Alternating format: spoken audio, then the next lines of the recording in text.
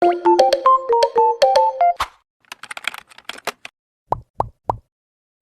everyone, it's me, Ate Crystal Rosendo, or just call me Ate Tala. And for today's video, maipapakita ko sa inyo. Yes naman, kagigising ko lang. Yes! Kasi kaganina, ganito yun yung kwenta ko sa inyo na yung pinsan ko, yung maliit. Parang sabi ko, bakit ganun? Di mo naman ako tinatawag na ate. Buti pa si Liza, yung pinsan ko dun sa Bulacan, tinatawag akong ate. No! Sabi niya ng ganun. Yun parang ginagawa ko yung lahat para magselo siya. Tapos, yung parang gusto niya parang feeling ko umiiyak siya, ganun.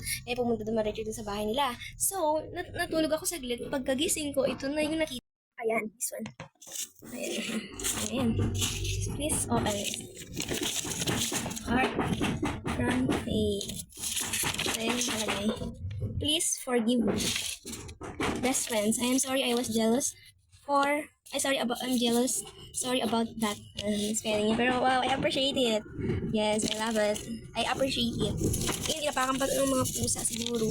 Yan. See? Sana all.